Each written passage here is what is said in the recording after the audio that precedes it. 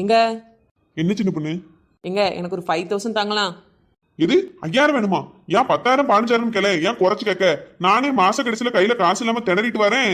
உனக்கு இதுல என்ன செலவு வந்துச்சு 5000க்கு? என் ஃப்ரெண்டோட ஹஸ்பண்ட் ஹாஸ்பிட்டல் அட்மிட் ஆயிருக்காருங்க, போய் பார்த்துட்டு வரணும், அதான் கேட்டேன். ஹாஸ்பிட்டல் அட்மிட் ஆயிருக்காரா? ஏன் என்னாச்சு? அதுவாங்க, என் ஃப்ரெண்டை வீட்டுக்கார்ட்ட 4000 5000 கை செலவுக்கு கேட்டிருக்கா. அவரு தரமாட்டேன்னு சொல்லியிருக்காரு. இவ கோவத்துல குளவிக்கல் எடுத்து மண்டையில போட்டா. குளவிக்கல் எடுத்து மண்டையில போட்டாளா?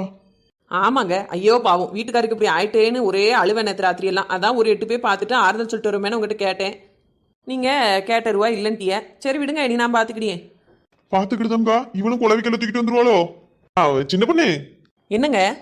என்ன இருந்தாலும் அவனுக்கு ஃப்ரெண்டு பாத்தியா, போய் ஒரு எட்டு பாத்துட்டு வரலன்னா நல்லா இருக்காது. நான் உனக்கு 5000 ரூபாய் ஜிபே பண்ணி விடுதேன். அப்புறம் காசு இல்லைன்னு சொன்னீங்க. அது வந்து கையில தானே காசு இல்லைன்னே, அக்கௌண்ட்ல இருக்கு, நான் ஜிபே பண்ணி விடுதேன். அப்படியா? ரொம்ப தேங்க்ஸ்ங்க. போயிட்டு வரேன்.